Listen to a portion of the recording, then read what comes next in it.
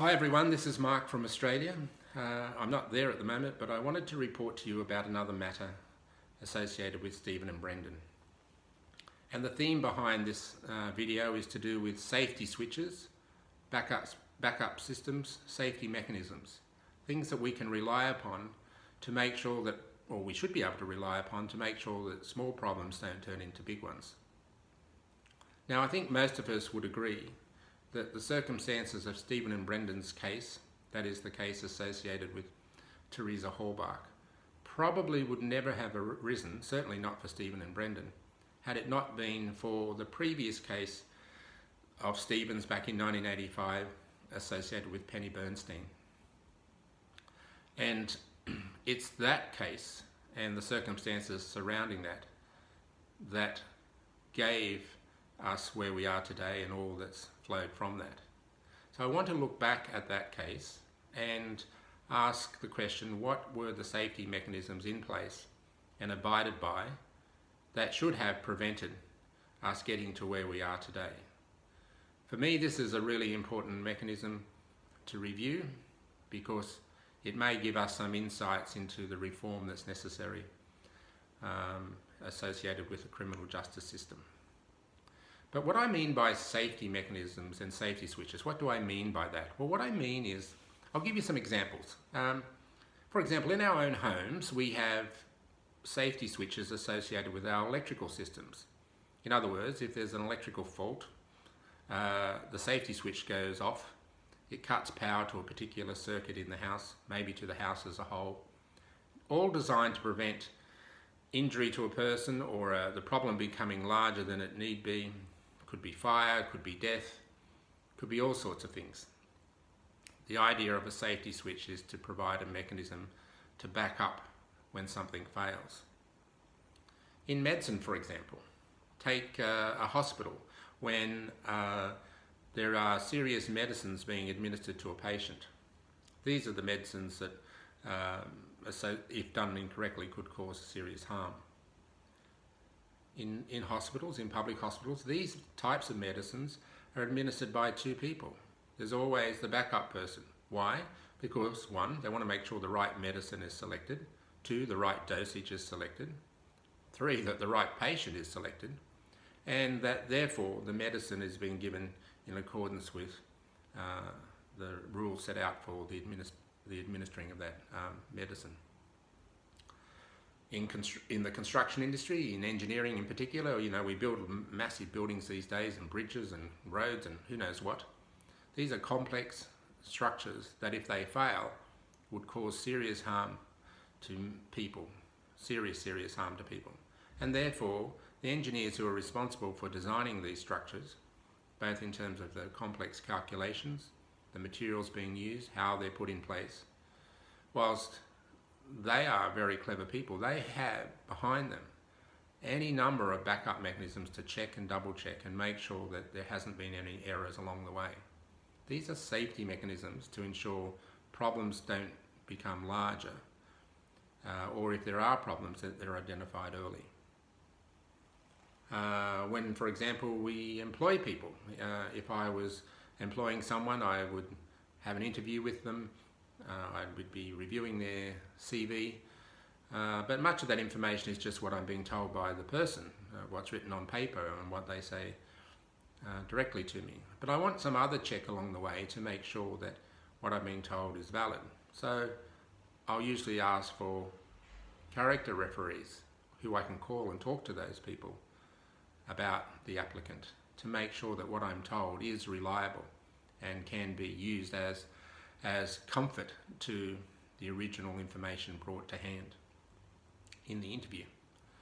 And in the field that I work in, which is the financial advice field, it's very common, of course, in public companies or entities of public interest that they have an auditor attached to those entities, an independent auditor for that matter, attached to those entities. That auditor's role is to make sure that the information coming from those companies is reliable and valid. And if there's any errors going on, either knowingly or by negligence or just by mistake, that the auditor's role is to identify those so as to give assurance to those relying on the reports from those entities that the information they are given is in fact reliable. Now they're just some examples, but they're everyday examples of things that go on in life and why we have backup systems to support that.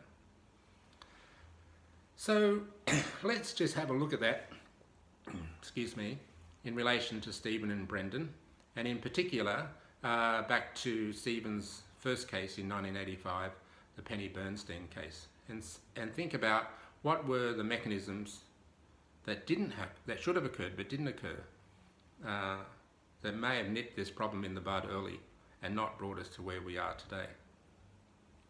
So, you know, in 1963, I think is the year that Stephen was born. So by 1980, 81, 82, 83, Stephen's 17, 18, 19, 20 in those years, mischievous years, and Stephen was by no means a saint and did some things that were wrong and was punished for them, and not excusing those in any way whatsoever, but I think we can all think of our own years back then and probably imagine some things that we all did, especially the fellas watching this video, that we probably think, maybe that wasn't a wise decision, but for good luck, perhaps we might have been in trouble with the law, even on a minor scale, back then too. That's not to provide any excuse for Stephen. But remember the incident with Stephen's cousin. Excuse me, I'm just going to look at a couple of notes here. Let me see. Sandra Morris, Stephen's cousin Sandra Morris. Sandra Morris, who was also married to a police officer, Bill Morris, she didn't like Stephen. Stephen didn't like her. That wasn't particularly a piece of a secret at all. And it's said that Sandra was spreading rumours around town about Stephen's personal behaviour, doing things that that she says that were inappropriate, and sullying Stephen's reputation. Now Stephen, in reaction to that, among other things, in his car ran her off the road and got out and threatened her with a rifle, albeit an unloaded rifle, but nonetheless threatened her with a rifle. Now, I don't care what you say, that behaviour is totally unacceptable. Endangering Sandra's life and frightening her with a gun is unacceptable in any measure. But a bit understandable given Stephen's coping mechanisms at the time, but nonetheless unacceptable, and he was charged with offences for that. You know, the Avery family generally wasn't particularly, welcomed as a part of the Manitowoc community. It seemed to me, from what I know, that they weren't generally accepted in that community, notwithstanding the fact that they were a good family, hard-working family, and found their life and their happiness from each other and from doing the things that mattered to them. Now, they weren't perfect, but they were a family.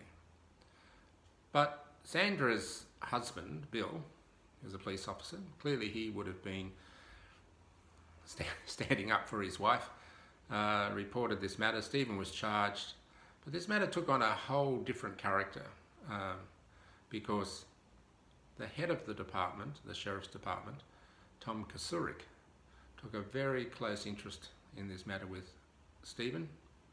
His role, his primary role as top of the chain of command, should have been to allow the justice process to be administered. That is, Stephen was charged, and counsel whoever he needed to counsel about Stephen about this behaviour, made sure the courts dealt with it appropriately. But that's not what happened. Tom Kasurik pursued Stephen in a way that didn't demonstrate any professionalism in his senior role in the Sheriff's Department. Now, I think it was the case that Stephen was out on bail when the Penny Bernstein matter arose, and notwithstanding the fact that Stephen had alibis for every minute of his time associated with this matter, he was pinned early on by any number of players in the Manitowoc Sheriff's Department as being the perpetrator of this sexual assault crime and rape of Penny Bernstein. Now, I can kind of almost half forgive, don't know whether forgive's the right word, but understand Sandra not liking Stephen, Sandra Morris. She's just a bit player, as is Stephen in this process. I kind of not quite have the same conciliatory approach to her husband, Bill. He was a law enforcement officer. He had a duty under the law to behave in a certain way. And clearly his reaction to his wife's predicament was, whilst understandable, was probably not appropriate. And the chain of command up to Tom Kasurik in this matter with Penny Bernstein was such that both Bill and Tom Kasurik took an approach that they were going to get Stephen no matter what. They were going to get him for this crime. And you have to wonder why he was so personally involved in pinning this crime, this serious crime, on Stephen.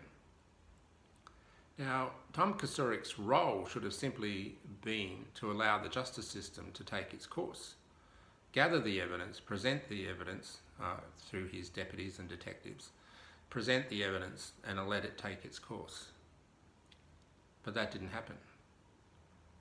Not only didn't it happen, there was a systemic approach, obviously echoed from the top from Tom Kasurik to his other senior officers in this matter. That was all designed to get Stephen. Nobody stood up and said, hey, this is not the right way to approach this. Now let's look at some of the players in that. You'll remember there was Sandra Morris had a friend in the Sheriff's Department called Judy Dvorak. Now Judy was assigned to the hospital where Penny Bernstein was, and was asked Penny Bernstein to sign a statement, among other things, implicating Stephen in the crime, when Penny Bernstein told her that she couldn't even read the statement due to damage to her eyes, her blurred vision from the attack. But no, she wanted to have this statement signed. We also had, our gift to the artistic world, Vincent van Gogh's Jean Couchet, drawing identical pictures of Stephen from photographs that he had, and not from a direct account of Penny Bernstein that would normally be the case, where the victim would sit there and account the drawing to the artist, if I can call it that, and draw the picture from what she was saying. In fact, if you listen to Penny Bernstein's description of her assailant, who we now know, of course, was Gregory Allen, that her description didn't fit Stephen Avery at all. But Jean Couchet just decided that he was going to make it fit, and Tom Kasurik supported him in that. Now, Jean Couchet, he's since passed in 2007, was a senior deputy in the Manitowoc Sheriff's Department, and he and Tom Kasurik were as thick as thieves. They provided no mechanism, no safety valve, no safety switch to ensure that the problems that existed at a low level, almost family level, were nipped in the bud. They didn't have to like Stephen Avery. They didn't have to think he was a nice guy, but they did have to uphold the law. Now, added to that little story was, of course, the Attorney General who prosecuted Stephen, a gentleman by the name of Dennis Vogel. Now, he's an officer of the court. You would think that what he should do in these circumstances is to say, well, look, I know you don't like Stephen Avery, but the evidence doesn't support what you want me to assert here. And I happen to know that another suspect, Gregory Allen, is likely to be the person involved in this crime. My staff are telling me, and the staff in the Sheriff's Department are also telling me, that he's a likely suspect. And in fact, we've been surveilling him for many days in the month of July of 1985, because he was a known sexual predator. No, he didn't do any of that. He just took the command from Tom Kasurik, from Jean Couchet, from many other people who decided they had it in for Stephen, and prosecuted him and made the case fit him. Despite the fact that he knew of Gregory Allen, he even held a file of Gregory Allen's in Stephen Avery's file. Now, this is an officer of the court, someone sworn to do the right thing, as are all these other named people I'm naming. None of those acted as a safety switch, as a safety valve to nip this issue in the bud. He should have said at the time, look, I know you don't like Stephen, I may not even like Stephen, but the evidence doesn't support what you're asserting, but it does support a charge against Gregory Allen. So not only did Stephen go to jail for 18 years for a crime he didn't commit, but the real perpetrator went on to commit further sexual crimes. And this is what I mean about the lack of safety valves that are designed to be there actually having any effect in this case, because of the deliberate actions of some key players in the organisation, the law enforcement organisation. Now, post Stephen's conviction, of course, we know of the famous 10-year event when Andrew Colburn, then an officer in the Sheriff's Department custodial area, received a phone call from a detective from another county, Brown County, saying that they, that is Brown County, had in custody a gentleman called Stephen Allen, who they believed committed the crime that Stephen Avery was in jail for. Now, did Andrew Colburn write a report about that? Well, no, he didn't. Well, not until 8 years later, when Stephen Avery was ultimately exonerated, when he wrote something, and I'll come back to that in a moment. But Andrew Colburn is not the character. He hasn't got the character to keep matters to himself. He would have definitely told people what that phone call was about. You know, here is a person ringing up saying you've got the wrong person in custody. Can you think of anything more serious than that? And he would have told Lieutenant Lenk, who we know is associated with this matter, and Lieutenant Lenk had also been associated in previous matters with Stephen Avery and Gregory Allen for that matter. And Lenk would have told Kosarik or whoever was in the chain of command, but they did nothing. They did absolutely nothing, and they let Stephen stay in jail, in their mind at that time, forever. Fortunately, after 8 years, he finally got out, and hence why we know about this story. So even a low person down the chain, Andrew Colburn, who is a law enforcement officer, who has a duty to act in a certain way, failed as a safety switch to prevent this matter escalating in the way it did. Okay, so let's just take this a little bit further. So Stephen ultimately is released in 2003. And as we know, there was an investigation carried out by the state of Wisconsin's Attorney General's Department into the conduct of the Penny Bernstein case. And that investigation ultimately resulted in there being no charges of wrongdoing or improper conduct of anyone, for that matter, anyone. Now, the Attorney General's Department is the highest, within the state of Wisconsin, is the highest legal office of the land. Again, it's meant to be a safety mechanism to provide an opportunity to right a wrong, to stop something getting bigger than it should be. But no, let me see, the lady's name, Peggy Lawton-Schlager, you know, pushed it under the carpet, said there'd been no wrongdoing.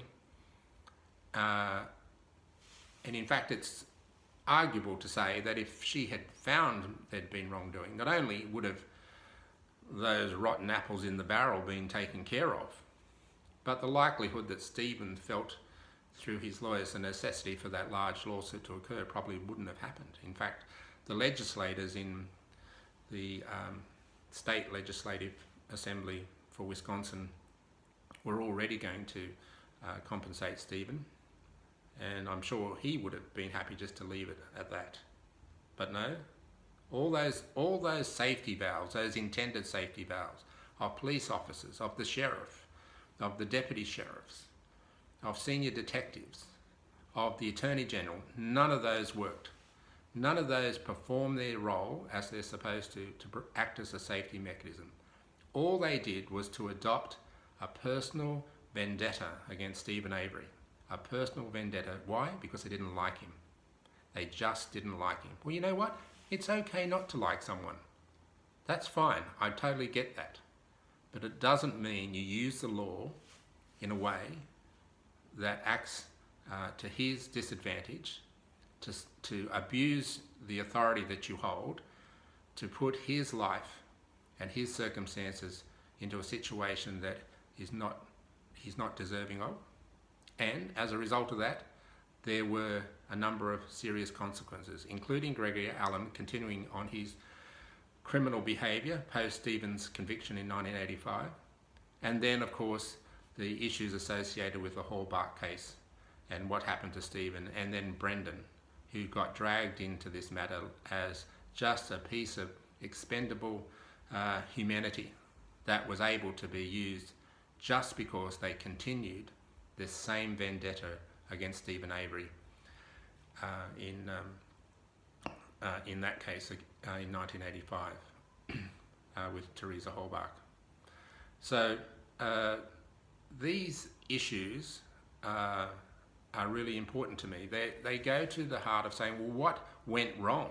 If those matters back in those earlier cases with Penny Bernstein had been properly dealt with, Stephen would have never been convicted. If Stephen had never been convicted, he would have, the matter when he was released in 2003 and then in 2005, when we had this issue with Teresa Hallbark, sorry, I think I might have used the wrong year a moment ago, but in 2005 would never have arisen. Brendan would never be in jail. All the pain and suffering associated with this would never have occurred. Why? Because the safety mechanisms failed. And they failed not just by design, but by intent. And I think that's the real message here. By intent, they failed. And what we needed, and what we still need, is for someone with some guts to get up there and say, we made a mistake, and face the consequences of that mistake. Because the more this charade is perpetuated, the more pain and suffering is occurring, not just to the people directly affected by this, but to the whole sense of faith in the criminal justice system by everyone who rely upon it every day. And we all rely upon it. It's a really important tenet to a system of democracy, the judiciary. And whilst we have such a disrespect for it, then that's a bad thing for everyone. So they're my thoughts. I think that's enough from me for now. But I'm hoping, and I'm sure 2018 will be a good year for Stephen and Brendan, but I'm hoping not only will we see them released, but we'll learn a lot from these cases, a lot that will go a long way towards ensuring that these sorts of circumstances are minimised or don't ever arise again. All the best, and thank you for listening.